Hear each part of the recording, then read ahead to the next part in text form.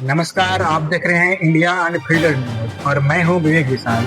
आज बात करेंगे भागलपुर की सबसे बड़ी खबर पर। India unfiltered news. भागलपुर दंगा कांड में जेल में बंद प्रताप मंडल को एफआईआर और आरोप पत्र की कार्बन कॉपी नहीं रहने पर अदालत से मिली बड़ी राहत। आगे बढ़ने से पहले यह जानना जरूरी है कि प्रताप मंडल हैं कौन और भागलपुर दंगा क्या था और क्यों हुआ था और कब हुआ था। 1989 के भागलपुर दंगे स्वतंत्र भारत के सबसे भीषण सांप्रदायिक दंगों में से एक थे। यह हिंसा 24 अक्टूबर 1989 को शुरू हुई और लगभग 2 महीनों तक चली, जिससे पूरा जिला और आसपास के गांव बुरी तरह प्रभावित हुए। मुख्य जानकारी और घटनाक्रम बता दूं। दंगे की शुरुआत 24 अक्टूबर 1989 को हुई, जब अयोध्या में मंदिर निर्माण के लिए निकाली जा रही एक रामशीला शोभा यात्रा भागलपुर के मुस्लिम बहुलक इलाके दातारपुर से गुजर रही थी। जुलूस पर कथित हमले पर बम फेंके जाने की अफवाहों के बाद हिंसा भड़क उठी। इन दंगों ने भागलपुर शहरों और आसपास के लगभग 250 गांवों को अपनी चपेट में ले लिया। आधिकारिक आंकड़ों के अनुसार 1000 से अधिक लोग मारे गए थे, जिनमें से अधिकांश मुस्लिम समुदाय के लोग थे। हालांकि प्रत्यक्षदर्शियों और स्वतंत्र रिपोर्ट के अनुसार वास्तविक संख्या इससे कहीं ज्यादा अधिक हो सकती है। भागलपुर में स्थित लोगाई गांव, इस गांव में 116 लोगों की हत्या कर दी गई और सबूत मिटाने के लिए उनके शवों को खेतों में दफनाकर ऊपर फूल गोभी उगा दी गई। भागलपुर से चंदेरी गांव नामक यहाँ दंगाइयों ने करीब 60 लोगों की हत्या की थी, जिनसे कई लोगों को तालाब में फेंक दिया गया था। भागलपुर दंगे के लोगाई कांड में आरोपी प्रताप मंडल को जमानत मिल गई है। जिला सत्र न्यायाधीश ज्योति कुमार कश्यप की अदालत ने एफआईआर और आरोप पत्र की कार्बन कॉपी उपलब्ध न होने पर आरोपी की उम्र देखते हुए यह आदेश दिया। प्रताप मंडल 2007 में आरोप गठन के बाद फरार हो गया था और 2024 में गिरफ्तार हुआ था। यहाँ कांड 1989 के भागलपुर दंगों से जुड़ा है, जिसमें कुल 116 लोगों की हत्या हुई थी। भागलपुर दंगों के सबसे बदनुमा दाग रहे लोगाई कांड में जेल में बंद आरोपी प्रताप मंडल की जमानत पर सुनवाई के दौरान एफआईआर और आरोप पत्र की कार्बन कॉपी नहीं आने पर जमानत दी गई है। दंगा कांड में जेल में बंद एक आरोपी प्रताप मंडल की तरफ से जमानत की अर्जी पूर्व में दाखिल की गई थी, जिस पर न्यायालय ने पूर्व की सुनवाई में केस रिकॉर्ड की मांग की थी।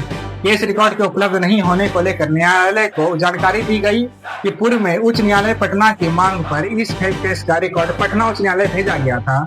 वहां की पूछताछ में यह जानकारी सामने आई थी कि वहां सुनवाई बाद केस रिकॉर्ड और भागलपुर न्यायालय भेज दिया गया था। एफआईआर और आरोप पत्र की कार्बन कॉपी आने पर ही होनी थी सुनवाई।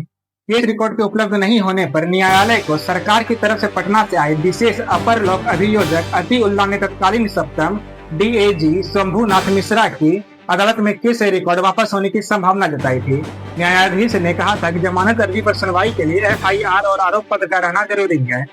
न्यायाधीश ने एसपी भागलपुर को जगदीशपुर थाना कांड संख्या 164 नवासी और 2002-90 के एफआईआर और आरोप पत्र की कार्बन कॉपी उपलब्ध कराने का आदेश दिया गया था, ताकि केस में जेल में बंद आरोपित को जमानत अर्जी पर सुनवाई हो सके। केस के रीओपन होने पर तत्कालीन डीआईजी ने दोनों केस की एफआईआर और एक कर उसका अनुसंधान कराया था। दोनों केस की एफआईआर और आरोप पत्र की कार्बन कॉपी पुलिस के पास अन्य केसों के सुरक्षित कार्बन कॉपी की तरह मौजूद है, लेकिन न्यायालय के समक्ष उसे उपलब्ध नहीं करवाया जा सका। लोगाई कांड में 7 जुलाई 2007 को तत्कालीन सप्तम डीएजी शंभुनाथ मिश्रा की अदालत में 14 आरोपियों को उम्र कैद की सजा मिली थी, जिनमें तत्कालीन जगदीशपुर थाना अध्यक्ष रामचंद्र सिंह, लोगाई गांव के चौकीदार ठाकुर पासवान, प्रभात मंडल, रामदेव मंडल, अजब लाल मंडल, अर्जुन मंडल, सुखदेव मंडल, कुलदीप मंडल, शंभू मंडल, यादव मंडल, नरेश मंडल, शिवलाल मंडल, जयप्रकाश मंडल और फराचंद्र जयप्रकाश मंडल को शामिल थे। जब न्यायालय में ट्रायल के दौरान आरोप गठन के बाद ही आरोपित प्रताप मंडल भाग गया था, जिसकी काफी वर्षों के बाद गिरफ्तारी हुई। प्रताप वर्ष 2024 में जेल में बंद था। उसकी तरफ से जमानत अर्जी दी गई थी, जिस पर सरकार के विशेष अपर लोक अभियोजक अतिउल्लाह की मौजूदगी में हुई बहस बाद जमानत अर्जी अस्वीकृत कर ली गई थी। 24 अक्टूबर 1989 को भड़के भागलपुर सांप्रदायिक दंगा कांड के लोगाई कांड में दंगाइयों ने 116 लोगों की हत्या कर दी थी। तब दंगाइयों ने लोगाई कांड में रहने वाले मुस्लिम परिवारों के घरों को घेर कर आग के हवाले कर दिया था। आग से बचने के लिए निकल कर भागने वाले बड़े बूढ़े बच्चे और महिलाओं का कत्ल दंगाइयों ने कर दिया था। उस दौरान कुछ लोग पास के तालाब में जान बचाने के लिए छलांग लगा दी थी, जिन्हें दंगाइयों ने मार डाला। फिर अन्य सबों को भी तालाब में ही दफन कर उस पर मिट्टी डाल ट्रैक्टर से जोड़ डाला। उस गोभी के पौधे भी लगा दिए गए। आज की बड़ी खबरों में बस इतना ही। तमाम खबरों के लिए बने रहे हमारे चैनल के साथ। तब तक के लिए नमस्कार।